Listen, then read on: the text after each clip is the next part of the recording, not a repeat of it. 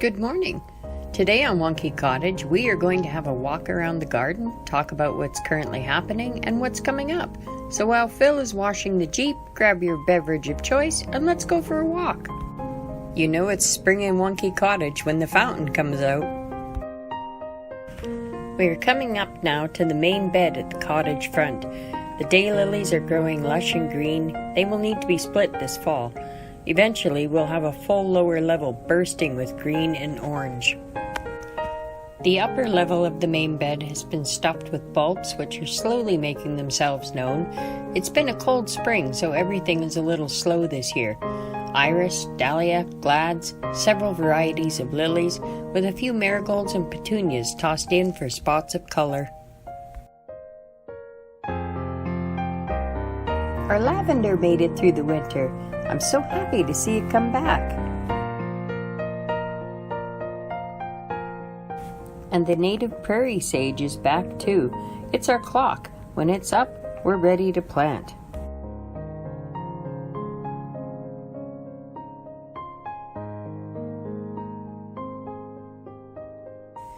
The lilacs are very slow this year. They are just now starting to create flower buds. In a few weeks, we should have some lovely purple flowers from this one. We also have some volunteer raspberries from the neighbor's patch. Yum!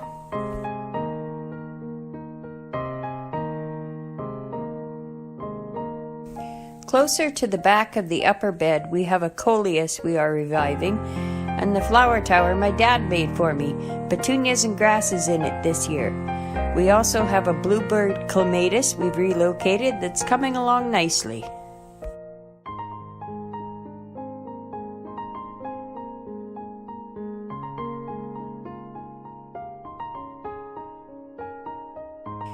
In the wood bed, there is a mix of morning glories and Virginia creepers slowly making their way up the netting in the back, a row of marigolds to entice our bee friends to visit us, and in the front, some baby lilies that were rescued from a construction zone on the other side of the yard. Phil made the border for the bed from some larger branches we pruned earlier this spring. I couldn't have asked for a more beautiful fence. On to the backyard. Peonies! Oh my goodness, I am so thrilled with how this peony has bloomed this year. We plan on letting the seeds mature on this one and planting several more of them over the winter to put into the cherry bed. We experimented a bit with that one last winter and managed to get it to grow, so high hopes our success continues. We have another variety of peony growing behind our show-off. No idea what he is. Patiently waiting for him to bloom. And behind that, another bluebird clematis, who's definitely happy in his spot.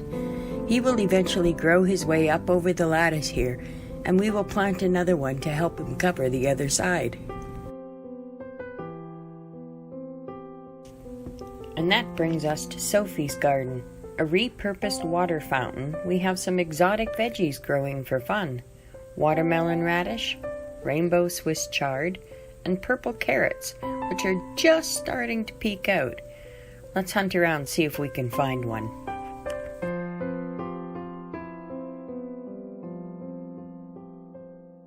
In the rock bed, we have another clematis. This one is a stand by me. It's not a climber, but a bush. This is her second year, and she's just starting to grow out, but we are very happy to have her come back. This bed had two very out-of-control lilac trees. This one we cut right back earlier this spring, and it's already starting to come back with fresh shoots. This one we did last fall, and this spring it came back with a vengeance. They look much healthier than they did.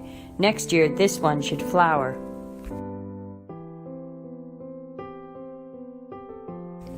Back to the cherry bed, and you can see why we call it that.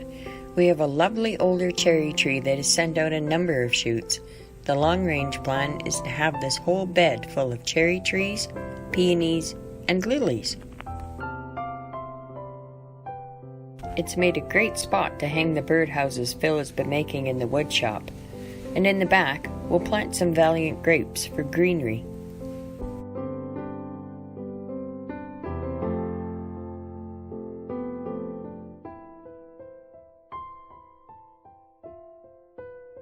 There was a grape growing here before we moved in, but it had to be taken down as it was growing into the roof of the house. You can see where I missed a bit of vine.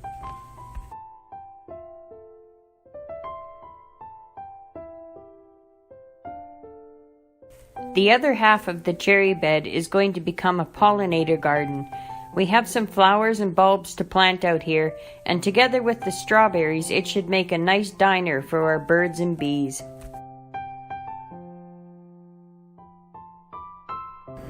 There's only a half dozen or so strawberries, certainly not enough to fill a bowl, but when they're ready to eat, the little birds are all over them. But that's okay. Phil doesn't mind sharing with them.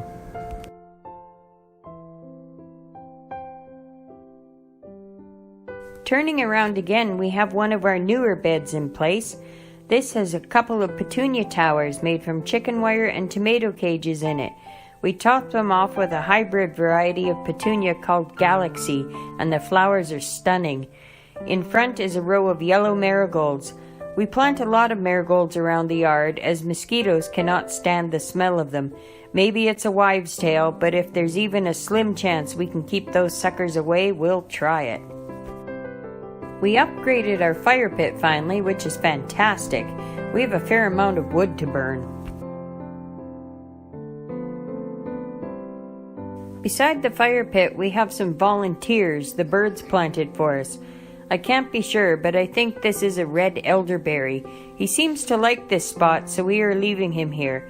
And beside that is a hollyhock I'm patiently waiting to spread. It will give us some lovely privacy between us and the neighbors.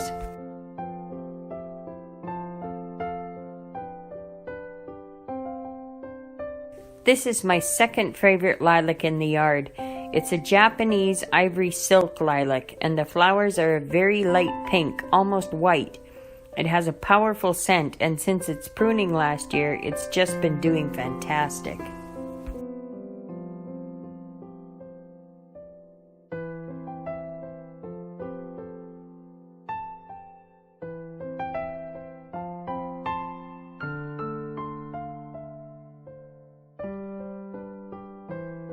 The lilacs beside it are French lilacs, and like the ones in the rock bed, they've been very neglected. We did a bit of pruning last year, but this year they are getting a massive makeover. Most of the tall branches are dead, so we're going to bring them right down to the ground. Even with the small amount of pruning we did last year, the trees began to send up suckers. So the plan is to keep them no taller than the fence behind them and create a privacy hedge of lilac. It should be glorious in a few years. Over to the rhino bed. We call it the rhino bed because it had been full of seed pucks that looked like rhino poop. It's a small shaded bed, so we've got a couple of hosta, some lily of the valley, and a few marigolds for color.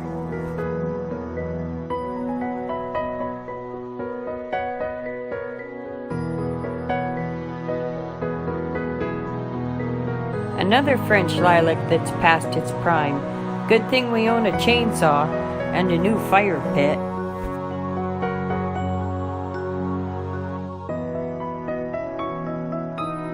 Beside the French lilacs is a spot of openness that both daylilies and Virginia creeper are trying to thrive in. We've moved the creeper to the fence and given it a new lease of life, and once the trees are trimmed down, I think the daylilies might have a fighting chance too. The creeper will definitely give a little separation between the 2 yards.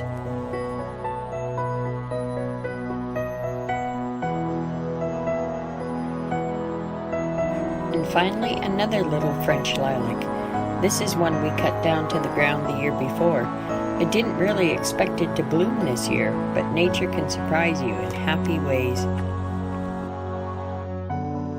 And now we are coming to our biggest project this year, the hosta bed. Those little white Japanese mock orange bushes in the back were over 8 feet high and had completely filled the bed. So we cut them right down and spent a day digging out roots. We've reconditioned the soil in there and then split our existing hosta, which were overcrowded, and spaced them out in the reclaimed area. We planted lily bulbs between the hosta, so they should show up next year. But to give it a little spark, we added, yes, orange marigolds into the bed and then covered the entire thing with cedar mulch. Quite pleased at how that's turned out, and the mock orange likes it too. Within 2 days it had covered itself in white flowers. It's a beautiful spot in our yard.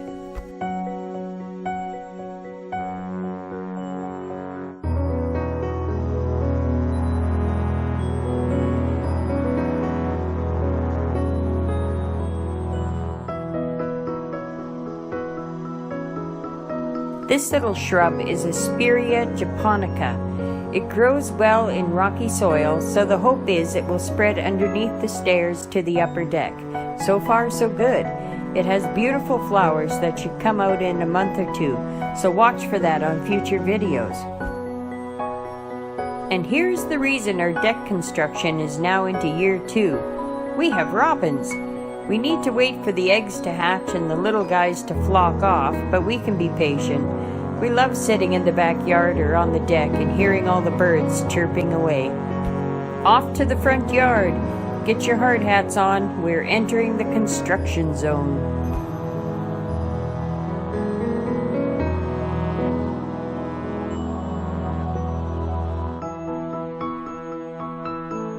Phil must be a psychic because he bought some 10 by 10 posts before the price of lumber went sky high. So after the robins move out, we will replace these black posts with the larger beams. Then the entire deck is getting sanded and repainted. What color? We aren't sure yet. Not black, I know that. When the sun hits the deck, you can't stand to be on it for heat. Phil also stockpiled a bunch of pavers, so those are going to make a path in the front of the house, leading around the side and stopping at the edge of the upper deck. Should be another nice spot to sit in the shade.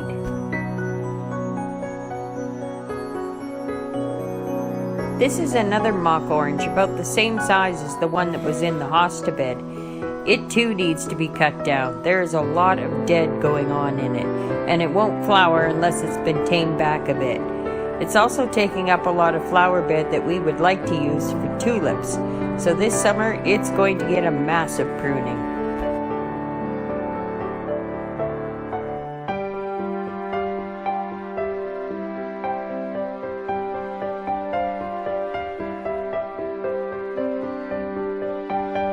Once the construction is complete, this area is going to be filled with hens and chicks and yellow sedum. Those are both succulents that are proven to overwinter in our zone and should fill the area under the deck nicely.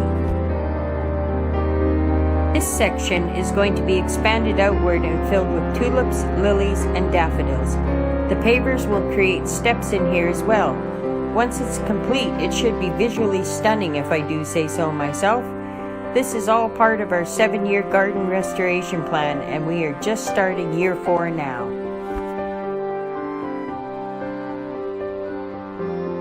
And now we find ourselves at Lily Corner. There are a few bushes and volunteer trees in here that are being removed, and in the fall, the mass of Asiatic lilies we have growing here will be split and spaced. They are so crowded right now that only a few can actually bloom. When they do, though, they are breathtaking, so I'm really looking forward to having this corner be a showstopper in our yard.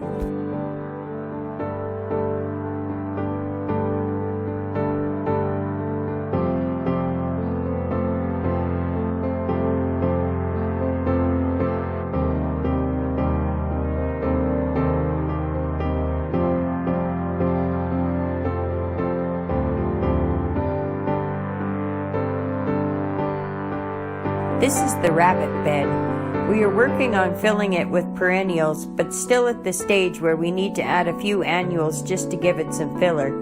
Perennial-wise, my favorites are these pink seagrass plants. They have doubled in size from last year, so we've chosen their home wisely. They should spread out and cover the whole bed in a few years.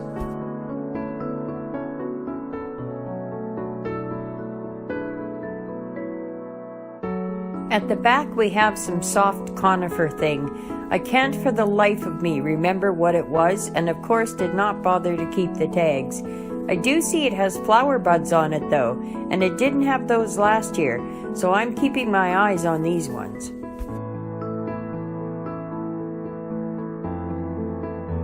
Planters! Oh my goodness, what is a garden without planters? This is the one we tried to overwinter in the house, and it was doing fabulous until we put it outside the day before an unexpected snowfall. Oh, spring, you lovely evil season. We've trimmed down everything and it's starting to come back. There's Swedish ivy, salvia, and lavender in here. And we've added some white petunias, so if nothing else, we will have a nice full pot of those in a month or so.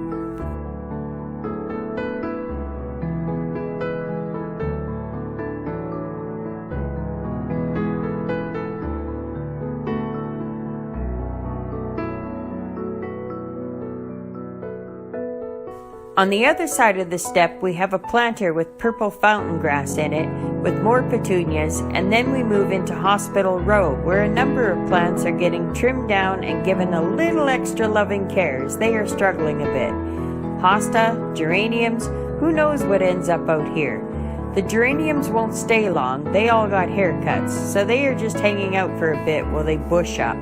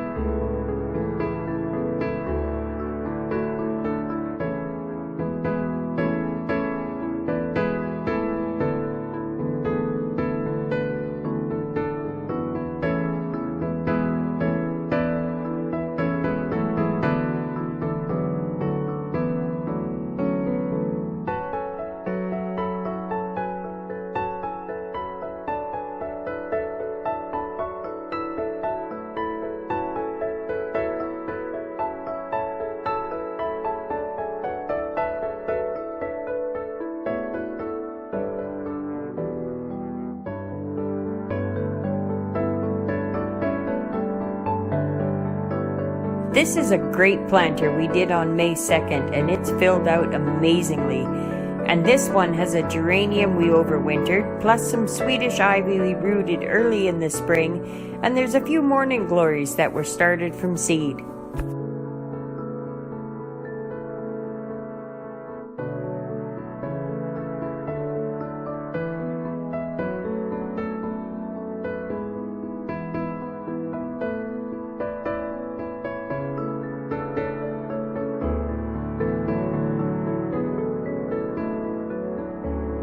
And here we are back at the car wash station.